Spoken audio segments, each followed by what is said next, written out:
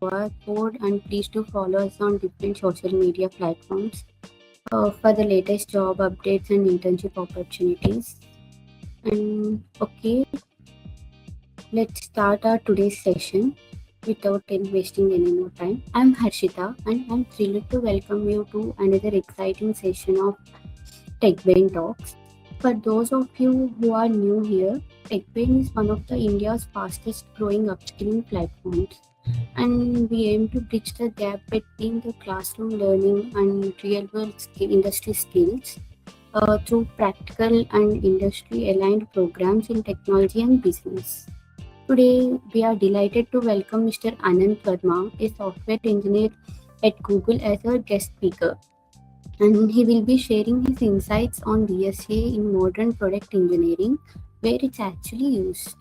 A highly valuable topic for students and professionals who wanted to understand how data structures and algorithms are applied in real world product development beyond the interviews also. And before we get started, feel free to drop your questions in the chat box at any time. We'll try to address them during the session and after the session. Without any further delay, I would like to hand over the session to Mr. Anant Verma. Welcome, Mr. Anant. Hi, thanks, Rashida, for the welcome and this opportunity. A quick intro about me in addition to what Harshita mentioned. I graduated from BITS in 2023. I'm currently working at Google. Previously, I was working at Microsoft. Um, and yeah, I'm excited to share my experience. And today, like, we'll be discovering how fundamental data structures and algorithms power the products you use every day. From flight searches, music streaming, Amazon, and whatnot. So if you have ever wondered, will I ever actually use this outside leak code? I think this talk is for you. So I think this is going to be interesting.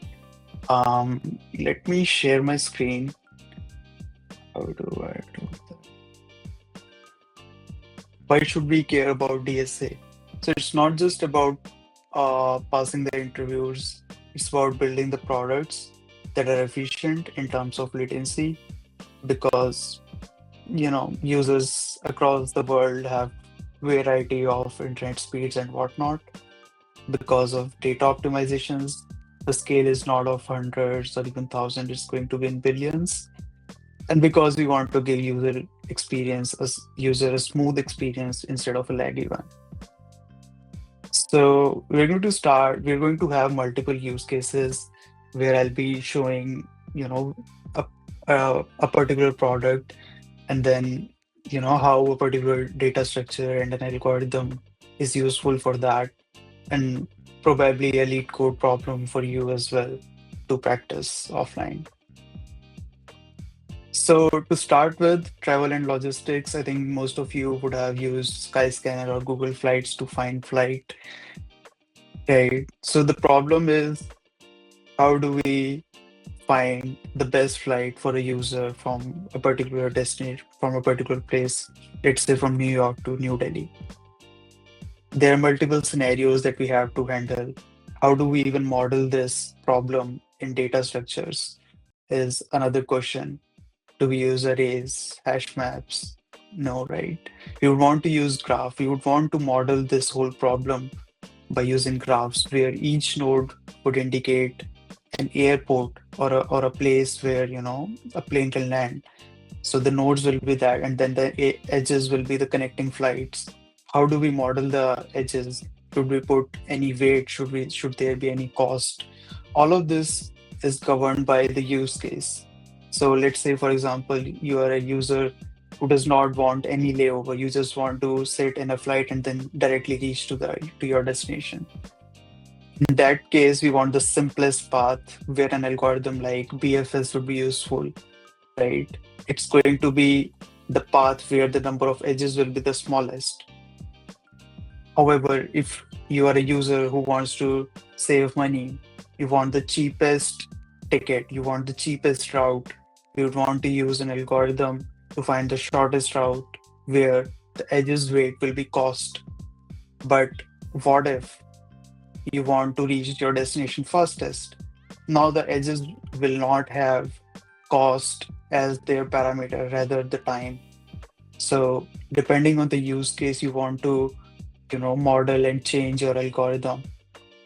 But in real life, it's not just going to be, as simple as that. There are going to be problems. There are going to be nuances. For example, when connecting flights are there are alliances. For example, Indigo might not want to partner with the SpiceJet flight, or they might want to partner with Air India and stuff like that. So how do we keep those nuances in check? How do we optimize our solution with these nuances is something that we tackle in real life as well.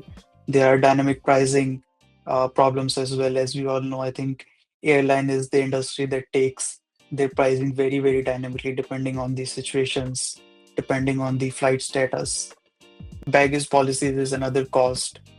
We, as of now, I think we just encountered only, the basic flight cost, but we don't we are not accounting for the check-in baggage cost, or if a user wants to add more baggage, right, then the costing change. So stuff like this, it's not just going to be a graph. There are going to be nuances, but then these won't be handled if you don't know about graph, if you don't know about breadth first search, if you don't know about Dijkstra's algorithm. I'll be skipping over the practice problems. You can go. I'll probably share this slide, and then you can go through these practice problems to get a feel of the real world problems. Moving on to the next use case. Interestingly, user actions. This is used in Chrome, Photoshop, and I think most of the products, right? So this is going to be the problem, the undo button that we all use, the redo button that we use. You deleted the wrong paragraph, the wrong slide, wrong title, and you want to undo your action. How do you do that? Which data structure should you use? Should you use a linked list? It might make sense because each operation is going to chain after the other. You might want to use queue, but what suits the best in this data structure, in this problem, is going to be stack with LIFO based behavior, which is last in, first out, right? Why? Because the latest action that you do is going to be, it should be on the top. And if you want to make an undo, only that action should be reversed. So push is going to push a new state onto the stack, and the pop action is going to revert to the previous state. So this tackles the undo, but then there is a redo button as well, the control Y or control shift Z. Not really sure, but yeah, how do you do that? If you do too many undos, there's a redo stack to the rescue. There is another stack that is generally kept, which moves the pop states into the redo stack.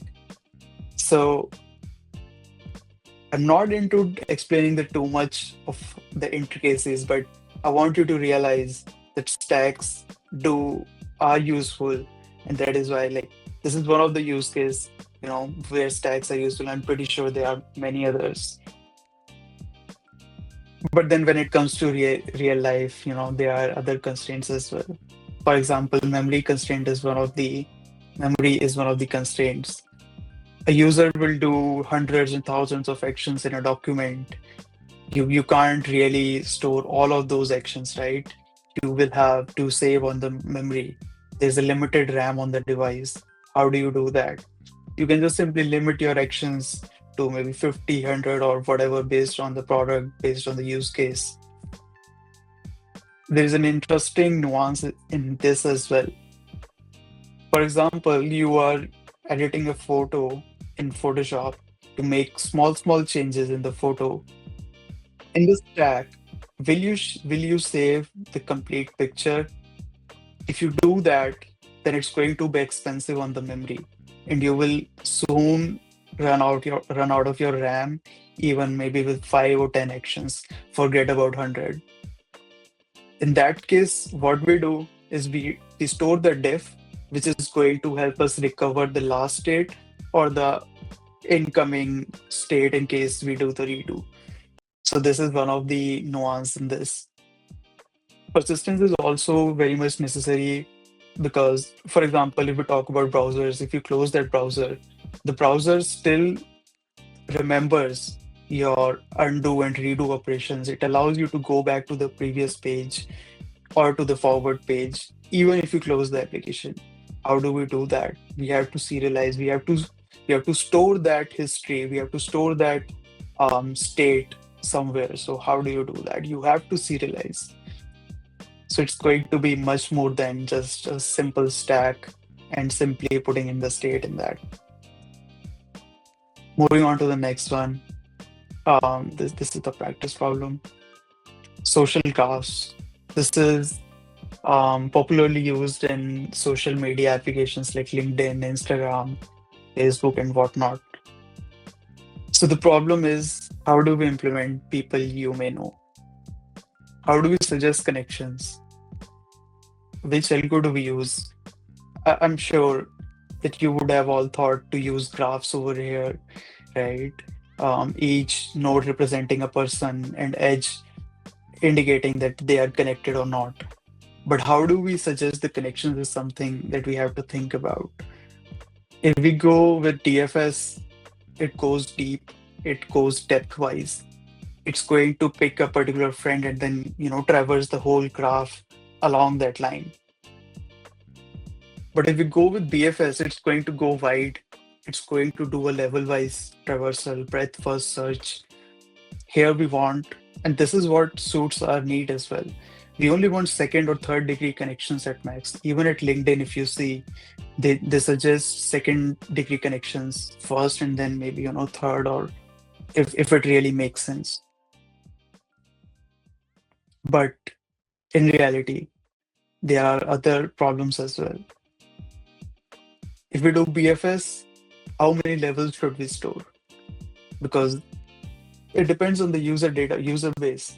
If there are billions and billions of users, you can't really store, so many levels with all these many people. You have to put a limit to the depth. And even if you do that, at the second level, there can be hundreds, there can be thousands of connections, thousands of people that you would get. How do we sort them? How do we rank them? How do we make sure that the suggested ones are the most relevant to the particular user?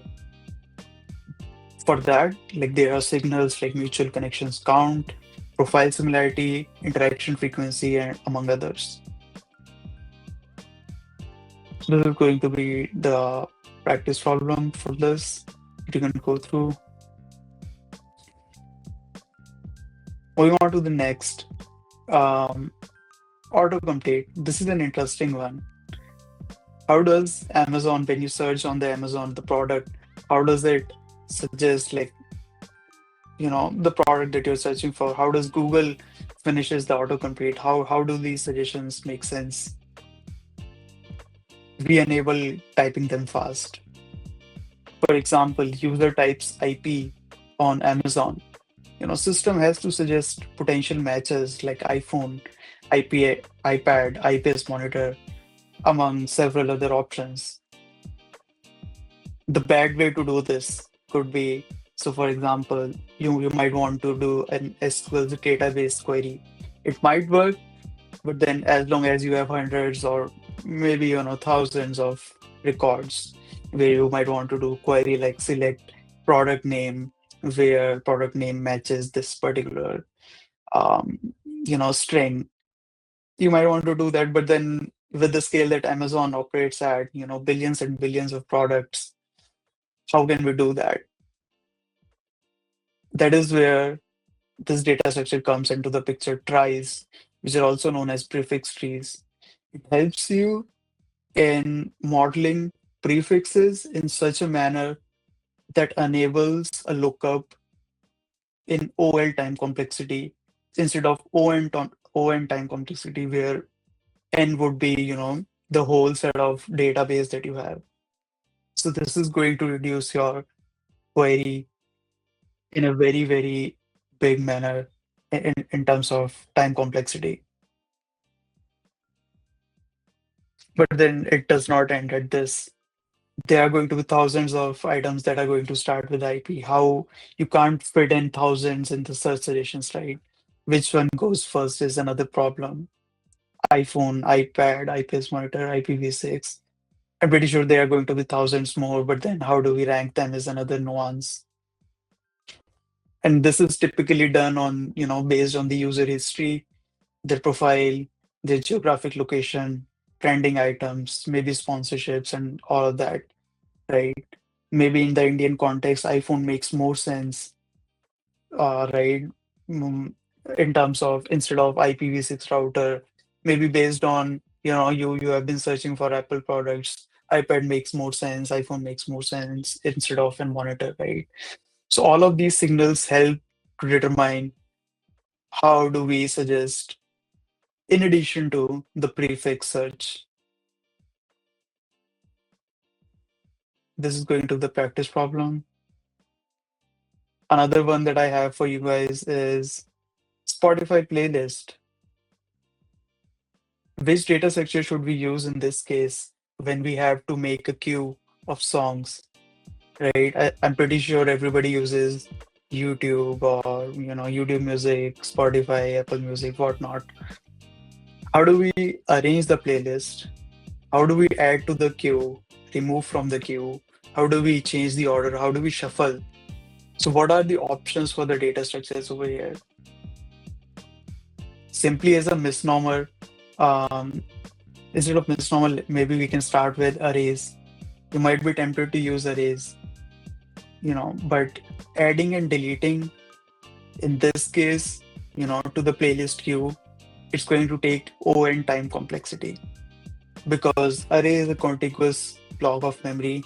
And if you want to add a new item, it might take big O of and time complexity. And this is expensive. What about queues? Removing from queue, as I mentioned, queue management. You might be tempted to just simply use queue, but then it does not allow you to shuffle.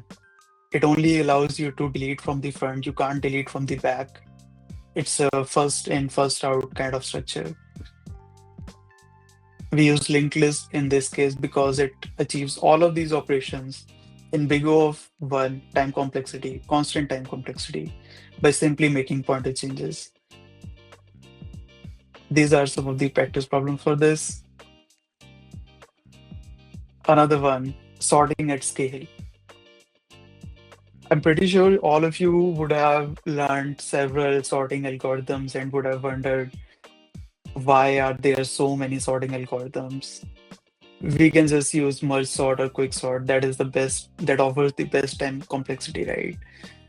But there are nuances, there are use cases, there are scenarios which require specific algorithm, specific pros of specific tricks of that algorithm to benefit that particular use case. So sorting is not one size fits all. For example, scenario A, live leaderboards. Which I'll go to use. I just did that. So heap sort is the algorithm that we use. Why? Because live leaderboards are typically, so for example, if we take the example of lead code, right? Lead code contests. If you participate, so the lead code, I think lead code leaderboards would have top 100 or top 1,000, contestants who are, uh, among the best in terms of uh, the number of problems they have solved, the time they took, right? Among the lakhs of participants that would have been there, we just want top 100. If we use algorithms, traditional algorithms like merge sort or bubble sort, selection sort, and others, that would take the time complexity to be n log n. However, heap sort provides that with big O of log k because heaps maintain partial order, which efficiently gives us this time complexity. But if we have a scenario where we have large static data set, big data kind of scale, I'm talking about billions and billions of records, will we use algorithms like this? No. We'll want algorithm that leverages divide and conquer kind of strategy. Because what we can do in that case is that we can divide the chunks into multiple machines, multiple computers, and then sort each chunk independently, and then we can merge it. So this is why there are different sorting algorithms, there are different scenarios, and then that is why we need to know multiple algorithms and the trade-offs they offer to solve the problems at scale efficiently. These are some of the practice problems. So to summarize, should we memorize the code? Definitely not. Memorize the algorithms? No. Problems to pass interviews? No. What I would suggest is understand the logic and understand the trade-offs. This is going to help you in the long run.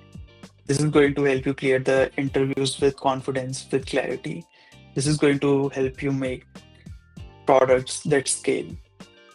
So this was the marathon sprint for me. Um, I hope you all liked it. But if you have any questions, clarifications that you would want to discuss, maybe potential other solutions, anything like that, please feel free to do that.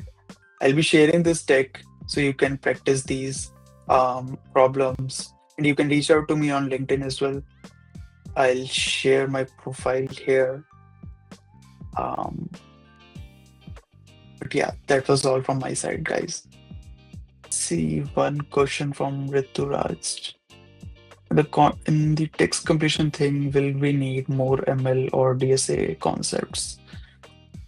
As I mentioned, there are a couple of nuances. ML, machine learning, it will be required to profile the user, to profile, their interests and whatnot. So these signals will be necessary, but then the core data structure is going to be trie, which is the prefix tree, which will allow us to query for a particular prefix in an efficient manner. Hello, am I audible, sir? Hello, Yes, you are. I sir. can't Actually, see your name. my chat is not working. I wanted to ask you that is there any document you have of listed all the DSA algorithms? No, I don't have any such document with me. No. Okay, sir. I would like to appreciate your initiative, sir. Was a very wonderful session. I get to know about the applications of DSA which I was struggling in. So thank you, sir. Thanks, Arun. Yeah, I realize that most of the college students feel like this is just for examination or, maybe just for passing the interviews, but it's way beyond that.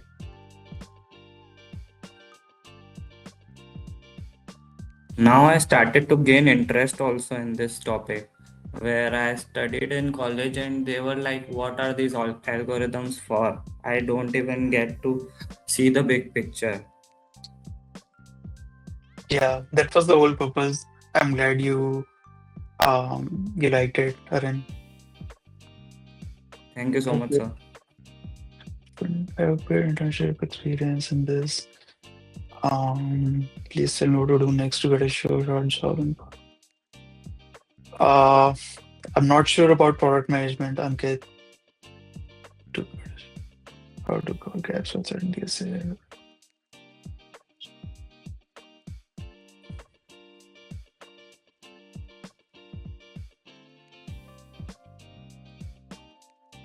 That scenarios where worst case complexities are not considered. To answer your question, Siddharth, where worst case complexities are not considered instead of best case.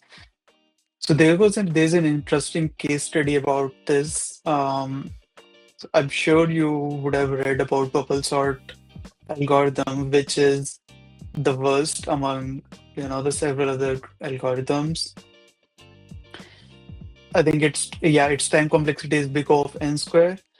But in scenarios like games and where with each frame or with each passing microsecond, millisecond, and a second, where you want the array or your data to be in a more sorted manner, right?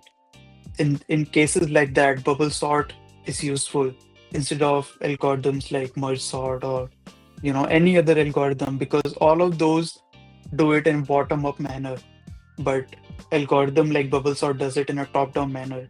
So scenarios where so this is an example where bubble sort, which offers worst time complexity, yet is useful for this scenario in comparison to other sorting algorithms which offer better worst time complexity. So there are nuances in there are cases where we have to see what each algorithm brings to the table. I hope that answers your question.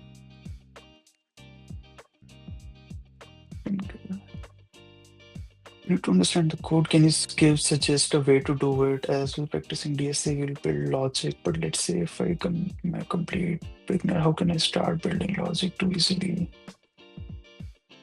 How do you understand it?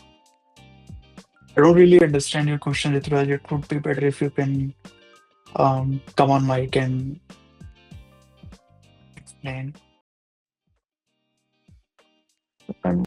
How to start and which language should I?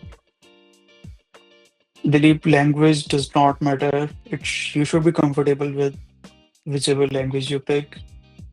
As for how to start learning DSA, um, at least in my case, like university course was good enough. But then you can always top up with um, YouTube courses. I'm not really sure who offers a good one. I think the book that we read was CLRS. You can check it out. I'm not too sure about resources to recommend. Sorry about that. There's a bucket sort, Tim sort. Yeah, bucket sort I've read. Radix sort is also there, which is useful for fixed length data. So yeah, there are several sorting algorithms. Each offer something unique to the table, and you have to figure out, for each use case, which one to use. Can you please share your ideas on how to start with DSA as a beginner? And provide the roadmap on the topics and problems to be considered. I think you can start with simpler data structures like arrays, um, maybe linked list, and then go on to trees and graphs. Algorithms, I think you have to start with. Even before that, I think you should be comfortable with concepts like recursion, and then go on to much more advanced topics. Even sorting algorithms take time to sink in, like why they work. And as we were discussing, right, there are several sorting algorithms. Recent news about DSA complexity was reduced a bit. Can you tell a bit about it? I'm not aware of that, Siddharth.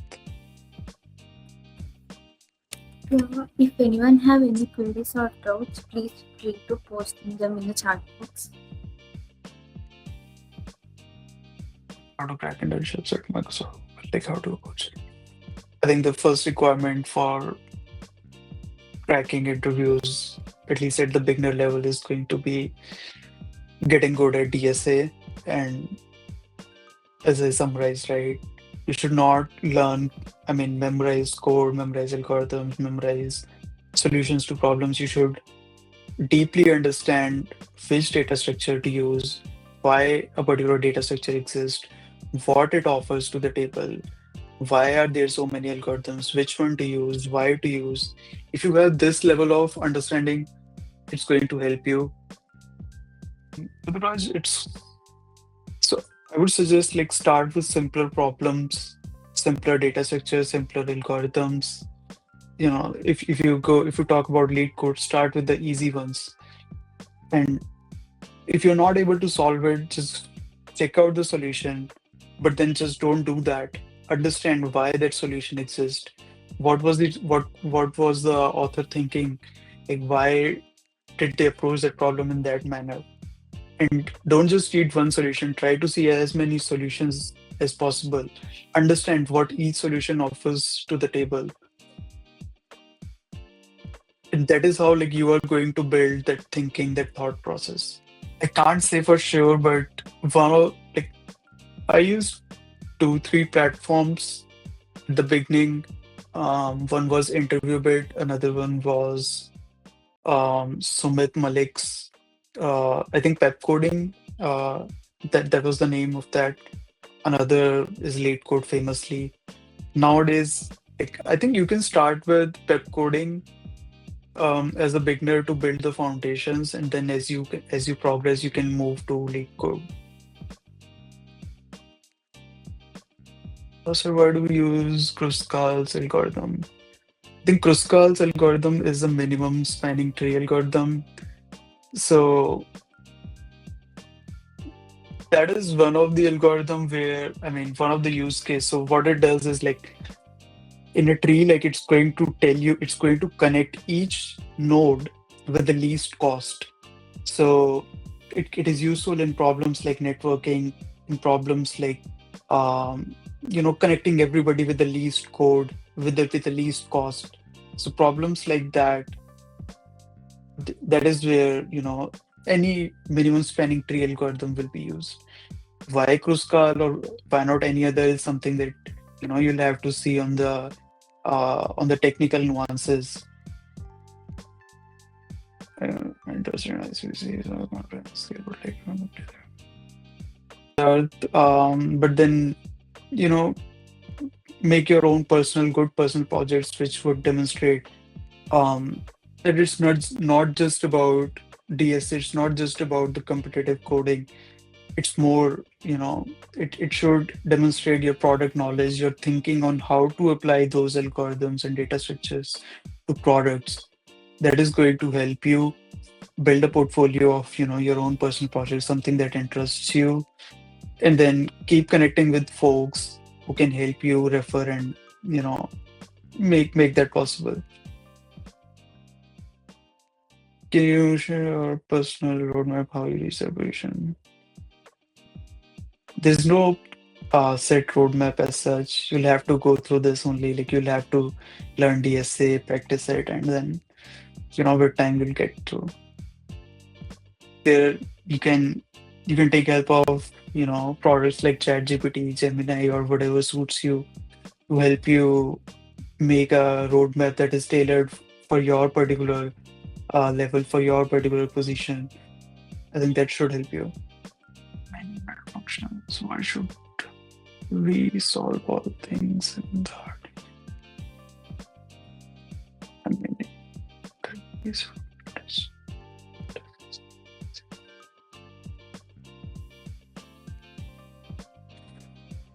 so AI/ML, if it's just going to be in papers, you don't really need DSA. But if you want to build product, you will need DSA, right? As to why should we solve all the things if they have been implemented in an easier way? So, taking your example, sorting. So, do we really know which algorithm does Python use when we call the sort function? No, right?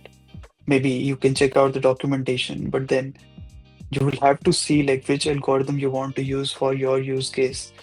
And interestingly, like there are concepts like deep copy, shallow copy, pass by reference, pass by value. All of these things matter when you code. So I think when you would use Python and then packages like TensorFlow and you pass vectors, I think what it does is it passes by reference. So for example, whenever you make a change, it's going to reflect um, through all the call stack. So nuances like these is why you should know the low level implementations and concepts that enables you to know what is happening under the hood and then find a solution that is tailored to your problem. The front end or even back end is important for you. Okay, so this is the last that I'll take at this moment. Um, did front end or even back end was important for you to get a job at Microsoft from college or being good at DSA was enough? So I'm going to tell you that DSA is going to be essential. Building products and having backend knowledge is good if you have that, but it's not going to be a deal breaker in my opinion. Um, but with the passing times and LLMs and AI emergence of these technologies, you can't really say for sure. So what I would recommend is that to explore domains like these as well, and it would be good to have experience in them. Wrap this now. Anything that you would like to add? Yeah, I think questions are over. Okay. Before we wrap up, on behalf of the TechBairn, I would like to sincerely thank Mr. Anant Verma for taking the time to join us today and for sharing such practical and insightful knowledge on DSA in modern product engineering. And your real world experiences and explanations were truly valuable for all of us. Thanks, Thank you. Harshita. Thank you for all the participants for actively joining today's TechBairn Talk session.